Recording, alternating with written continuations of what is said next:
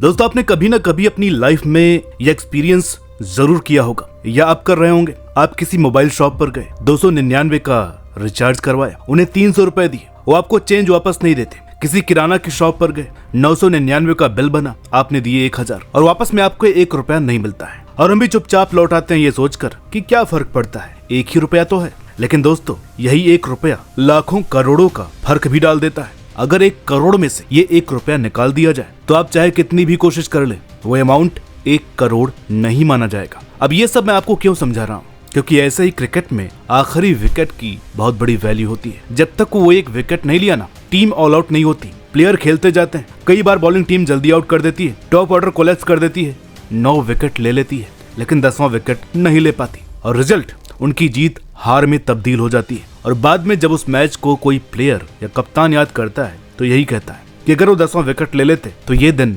ना देखना पड़ता। आज के इस वीडियो में हम कुछ ऐसे ही लम्हों की, कुछ मैचेस की बात करेंगे जब आखिरी विकेट न लेना टीमों को बहुत महंगा पड़ा। बात है 2014 की। कप्तान थे विराट कोहली, सामने थी पाकिस्तान। अब हमारे रन चाहे सिर्फ 245 थे, लेकिन पाकिस्तान को तगड़ी चुनौती पेश की हमारे गेंदबाजों ने। 93 पर 1 से 113 पर 4 कर दिए, फिर पार्टनरशिप लग गई। उसके बाद हमने फिर से पलटवार करके और आखिरी 6 गेंदों में पाकिस्तान को 10 रन चाहिए थे, हमें सिर्फ 2 विकेट। जब पहली गेंद पर अश्विन ने सईद अजमल को आउट किया ना, सब मान चुके थे कि ये 10वीं विकेट भी ऐसे ही ले लेंगे। अब तो मैच जीता समझो। दिमाग में एक चीज थी कि अब यहाँ से भारत कैसे हार सकता है। शाहिद अफरीदी स्ट्राइक पर थे, अश्विन की लेंथ बॉल पर जोर से बैट घुमाया, 6 रन मिल गए। विराट के हाथ सर पर थे, 3 गेंद और रन भी चाहिए थे 3, लेकिन सबको पता था कि मैच की आखिरी बॉल होने वाली है, क्योंकि अफरीदी को चांस लेना ही था, या बॉल आउट या पाकिस्तान। और हुआ भी कुछ ऐसा ही। अगली बॉल अफरीदी का वाइल्ड स्विंग, गेंद काफी देर तक हवा में रही। एक पल को लगा कि हम जीत गए, लेकिन वो जीत भी पाकिस्तान के पाले में जा गिरी, क्योंकि आखिरी विकेट हमें नहीं मिल सकी। और बेहद ही रोमांचक मुकाबला, भारत 1 विकेट से हार गया। पाकिस्तान को यहाँ से इतना कॉन्फिडेंस मिला कि उस साल का एशिया कप भी जीत गए। अब दोस्तों ऐसा नहीं है कि हम आखिरी विकेट से हारना ही जानते हैं, या हमारे खिलाड़ियों को निचले क्रम के साथ मैच जीतने नहीं आते हैं। दमखम अपने बल्लेबाजों में भी पूरा रहा है और इतिहास गवाह रहा है कि जब हमारे प्लेयर्स अपनी पर आए तो हारी हुई बाजियां पलट गई। कुछ ऐसा ही हुआ था 2010 में, जब भारत और ऑस्ट्रेलिया आमने सामने थे मोहाली के मैदान पर। पहली पारी दोनों टीमें 400 पार, मगर भारत की सरजमी पर डिटीरियोरेटिंग पिच पर चौथी पारी में 200 प्लस की चेज अपने आप में ही बड़ा चैलेंज था। ऊपर से सामने से तेज तर्रार कंगारू, जिसमें जॉनसन, हेल्फेनहाउस, बॉलिंजर मौजूद थे, हॉरिट्स भी अच्छे स्पिनर थे। यहाँ पर अपना तगड़ा कोलैप्स हुआ। मात्र 124 पर 8। ऑस्ट्रेलिया 200% श्योर थी कि यहाँ से हमें कोई नहीं हरा सकता। 92 रन चाहिए हो अगर सामने वाली टीम को, और आपको चाहिए हो 2 विकेट, तो कौन जीतेगा? ऑब्वियसली ऑस्ट्रेलिया, क्योंकि बल्लेबाज वीवीएस लक्ष्मण चाहे मौजूद थे पर हाफ फिट इंजरी में खड़े थे, जिन्हें रनिंग का भी मसला हो चुका था। अब ऐसे में ईशांत शर्मा, जिन्होंने बेशकीमती 31 रन बनाए, वो आउट हो गए। अब तो सिर्फ 1 विकेट बचा था। ऑस्ट्रेलिया ने गेम ऑन कर लिया एक बार फिर से। मौका था इनके पास 5 रन से ये मैच जीतने का। मिचेल जॉनसन की वो गेंद जब प्रज्ञान ओझा के पैड पर लगी, एलबीडब्ल्यू की अपील के साथ जब ओझा आगे निकले, मौका था ऑस्ट्रेलिया के पास उन्हें रन आउट करने का, पर उस थ्रो का मिस होना और फिर गेंद का बाउंड्री पर जाना, फिर ओझा का बिहाइंड स्क्वायर का चौका भारत को एक यादगार जीत दिला गया। महज 1 विकेट ऑस्ट्रेलिया का काल बन गया। लक्ष्मण ऑस्ट्रेलिया और जीत के बीच में आ गए, लेकिन अंडर प्रेशर उनका वो ब्लंडर, आखिरी विकेट न ले पाना बड़ा महंगा पड़ा। और इस जीत से इतना कॉन्फिडेंस मिला कि भारत ने 2-0 से सीरीज जीती और स्माइटी ऑस्ट्रेलिया को क्लीन स्वीप कर डाला। तो देखा आपने 1 विकेट न ले पाने का नतीजा। दोस्तों किस्मत एक अलग चीज है, फेवरिज्म एक अलग चीज है, लेकिन एक लो स्कोरिंग मैच में जब इस सबको थ्रिलर के तड़के के साथ मिक्स किया जाए तो वो यादगार मैच बन जाते हैं। बात है 2013 चैंपियंस ट्रॉफी की। श्रीलंका सिर्फ 138 पर ऑल आउट हो गई थी, लेकिन जवाब में जो फाइट उन्होंने की, अपने प्राइम में चल रहे लसिथ मलिंगा ने सिंगल हैंडली डिस्ट्रॉय कर दिया। 80 पर 6 और फिर करते करते 128 पर 8। मलिंगा ने 4 विकेट झटके। यहाँ उनका कहर कोई नहीं झेल पा रहा था, मगर फिर न जाने इतना फेवरिज्म क्यों मिला न्यूजीलैंड को। 2 गेंद लगातार प्लम्ब आउट थे टिम साउदी। एक गेंद पर तो मलिंगा और संगकारा ने जबरदस्त अपील भी की। उनके जूते से लगकर गेंद बाउंड्री पर चली गई, जिसे अंपायर ने चौका दे दिया, जबकि वो साफ आउट था। जैसे तैसे करके ये 9वां विकेट श्रीलंका ने ले लिया, मगर 10वां विकेट न ले पाना बहुत नुकसान कर गया।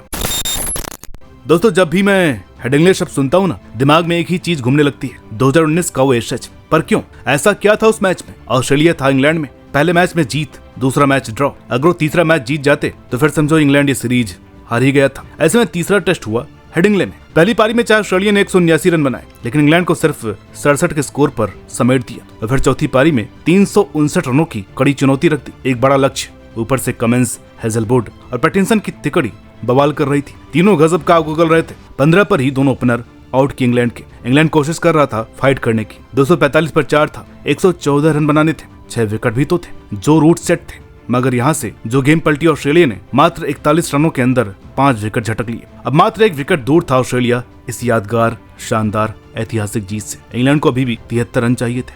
हाँ, स्टोक्स भले ही मौजूद थे, पर एक समय जो बंदा 73 गेंद में मात्र 3 पर खेल रहा हो, उससे आप यही उम्मीद कर सकते हैं इंग्लैंड की हार का मार्जिन ये बंदा कम कर देगा, क्योंकि कहीं न कहीं ये कंगारू इन्हें पकड़ ही लेंगे। और देखते ही देखते स्टोक्स ने एक केर्सन को सिर्फ 2 रन पर लाकर खड़ा कर दिया। मगर उस दिन आखिरी विकेट शायद नसीब में नहीं थी ऑस्ट्रेलिया के। लगातार 2 गेंद, 2 चांस बने। पहला रनआउट मिस किया लाइन ने और अगली गेंद पर प्लम्ब एलबीडब्ल्यू आउट नहीं दिया एम्पायर ने। अब क्योंकि इन्होंने पहले एक बेकारी का डीआरएस ले लिया था, सारे रिव्यू खत्म कर दिए थे। अब भाग्य ने बहादुर स्टोक्स का साथ दिया और फिर स्टोक्स का वो कड़ाकेदार कट शॉट इंग्लैंड को महानतम जीत दिला गया। एक ऐसी पारी जो ना तो कभी ऑस्ट्रेलिया और ना इंग्लैंड भूल पाएगा। Absolute cinema. उस दिन ऑस्ट्रेलिया को कई सीख मिली, जिसमें सबसे बड़ी थी कि कभी भी 10वें विकेट को लाइटली नहीं लेना चाहिए। यही गेम पलट देता है।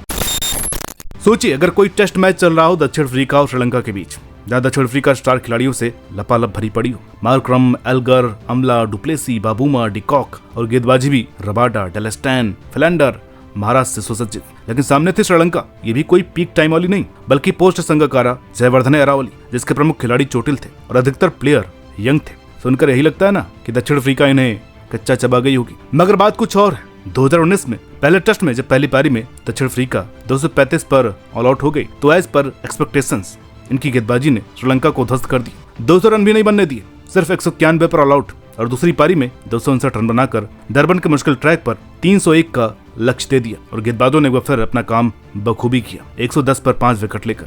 चाहे 96 रन की पार्टनरशिप लगी हो, लेकिन वहां पर एक और कोलैप्स 206 पर 5 से 269 पर 9 कर दिया श्रीलंका का हाल। ऐसी खूंखार बॉलिंग अटैक और ताबड़तोड़ कप्तान के होते हुए भला यहाँ से दक्षिण अफ्रीका को कौन हरा सकता था। सिर्फ 1 विकेट बचा था और श्रीलंका के लिए पहाड़ से 78 रन। चाहे कुशल परेरा खड़े थे, मगर नंबर 11 भी कोई अनुभवी नहीं था, एक यंगस्टर विश्वा फर्नांडो।